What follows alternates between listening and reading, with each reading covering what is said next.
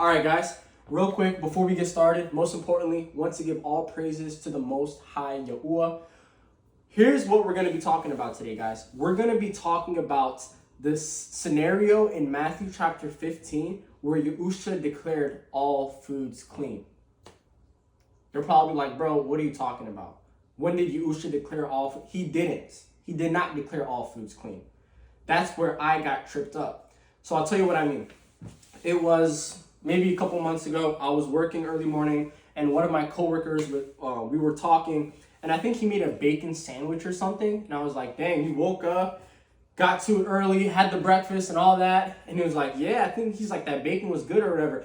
And I was like, yeah, bacon used to be good, but I don't eat it anymore. I think he was like, why don't you eat it anymore? And I was like, bro, it's unclean. We're not supposed to. And he was like, no, not anymore. Yahusha declared all foods clean. I was like, he declared all foods clean? Where was this? When was this? Because I know the law's not done away with. So I was like, whoa. And I was kind of tripped up, and it frustrated me because I had nothing to say back. I did not understand the context of that verse, and I didn't want to try and refute it, not having actual evidence and me just refuting it out of emotion. So I said, okay, cool. I'm going to look into this. So I looked up, Yahusha declares all foods clean. So you go to Mark chapter 7, verse 18 through 19.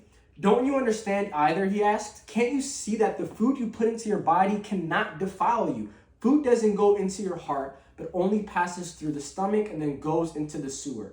By saying this, he declared that every kind of food is acceptable in Alua's eyes.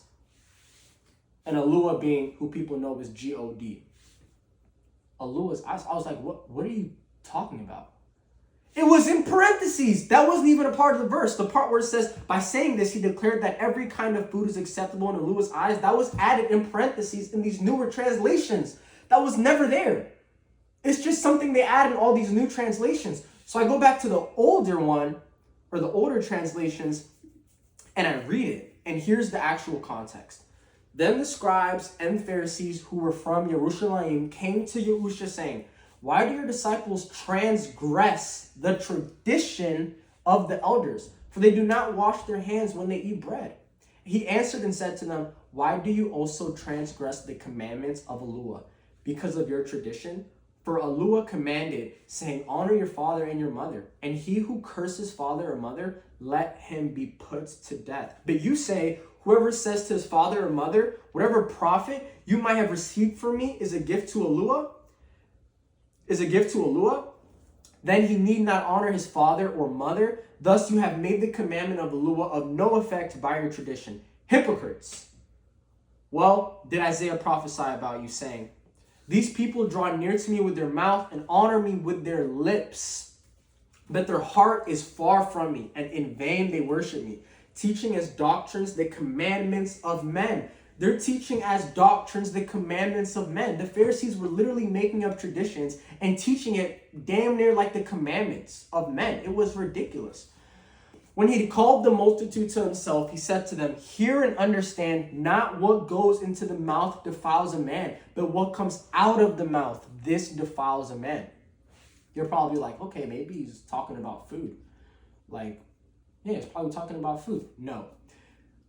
Then his disciples came to him and said, did you not know that the Pharisees were offended when they heard this saying? But he answered and said, every plant which my heavenly Father has not planted will be uprooted.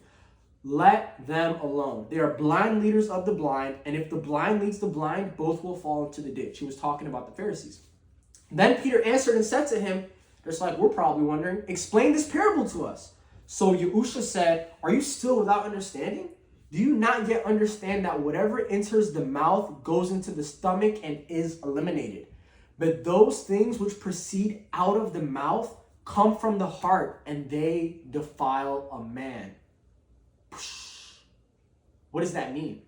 Yahusha was not talking about it's the food you eat goes into your stomach and is eliminated. But the things that proceed out of the mouth come from your heart, and they defile a man. It's what you say that defiles you, because what you say, it comes from your heart, like Yahusha said. Are you telling people you hate them, or are you saying you love them? When you get smacked on one cheek, are you turning the other, or are you raising your fist and punching them back? Are you telling people who maybe do you wrong to go on about their day, or are you forgiving them? Are you telling someone that, hey, bro, you can do it, I believe in you, don't give up, you got it? Or are you saying, bro, just give up, it's not going to work? Because those things come from your heart. And what comes from the heart and then out of the mouth, that's what defiles you. So the point Yahusha was trying to make, with my understanding of it, do your own research, is, yeah, those foods are unclean. But that wasn't even the context of the whole story. The whole context of the elders saying that what his disciples were doing was unclean was that they weren't washing their hands before they ate. That's literally what this thing is all centered around. They weren't washing their hands before they ate, and they were calling it unclean. No, that's not unclean. What's unclean is what comes out of the mouth from the heart. And that's the point of this whole, that's literally the context of this whole thing. So that added thing in parentheses in these new translations where it says he declared all foods clean or all food acceptable in Elua's eyes, that was never said, number one. That was added in parentheses, and it wasn't even talking about literal foods. The whole thing that was centered around the word unclean was the Pharisees saying the disciples eating without washing their hands was unclean. And then the last thing that's really important about this whole part of the story in Matthew chapter 15 is that it's not what goes into a man's mouth that defiles him, it's what comes out of a man's mouth, because that comes from the heart and then it proceeds out the mouth. So guys, I just wanted to say that to say, do your own research, read your own verses, but if you read, you'll see things like pig and swine obviously are unclean.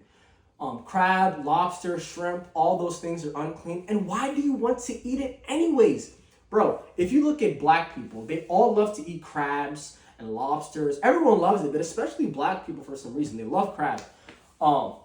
You go look at America. Who doesn't like pig and bacon? Everyone has bacon in like 50% of their breakfast meals. Everyone puts pepperoni on their pizza. Everyone loves pig and swine. Do you want to know what pig and swine eats? Do you want to know what freaking lobsters are eating? I mean, crab? I'll show you. If you go on Google and type this in for yourself, what do wild pigs eat? The wild boar is an omnivore, feeding on just about anything edible. Its main diet consists of roots, fallen fruits, nuts, and acorns. The boar also feeds on small animals, larvae, snakes, birds, and rodents, etc. Do you want to eat something that eats rodents? That's disgusting. You're literally eating something that eats anything. That is trifling, for lack of better terms. I can guarantee you, without a shadow of a doubt, I would not marry a woman and sleep with a woman who eats anything. Or not even eats anything. If a woman's sleeping with a bunch of guys and is a harlot or whatever, you think I'm going to allow her to, you think I'm going to consume her, like pretty much like sleep with her? That's disgusting. I'd be defiling myself. That is nasty. Same thing vice versa for you women. Let's look at what crabs eat. And this is all on Google. What do crabs eat in the ocean? Crabs aren't picky eaters. That should be enough right there. Crabs aren't picky eaters. They will eat anything from dead and living fish to barnacles, plants, snails, shrimp, worms, and even other crabs. They will literally eat their own kind.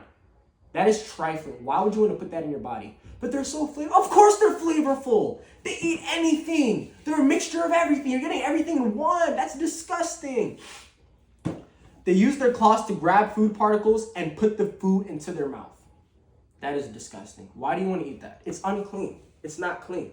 And some of you are probably saying, yeah, but the law's done away with. This video, we're not going to be talking about the law and whether it's done away with, which it's not. And we're not going to be talking about what specific animals and food is unclean and what is clean. We're not going to be doing that. I just wanted to make that point to show that he never declared all food was clean. Not all food is clean. And Yahuwah does not change. I'll give you an example. Let's just end it off with a couple of these verses and we'll be done. Last couple of verses and we'll be done. Behold, I say, let's go to Deuteronomy 11, 26 to 28. Do 11, 26 to 28. Behold, I set before you today a blessing and a curse. The blessing, if you obey the commandments of Yahuwah your Eluah, which I command you today, and the curse, if you do not obey the commandments of Yahuwah your Eluah, but turn aside from the way which I command you today, to go after other Eluahs which you have not known. Do you want to be a part of the blessing he was talking about and keeping his commandments? Or do you want to be a part of the curse and not obeying them and going after other aluas? It's that simple, guys. Last couple of verses and I'll let you go here. Matthew chapter 5, verse 18. For so be it, I say to you, till heaven and earth pass, not one jot or one tittle shall pass in no wise from the Torah, till all be fulfilled. Proverbs 19 through 16. He that guards the commandment guards his own soul, but he that despises his ways shall die. Last verse, Ecclesiastes 12 through 13. Chapter 12, verse 13. This verse is very important, and I really want you to listen and hear this verse. Let us hear the conclusion of the whole matter. Fear Alua and guard his commandments, for this is the whole duty of man. That's our whole duty, to fear Yahuwah our Alua and guard his commands. Not get rid of them, not say it's done away with, not go against them, but to guard them.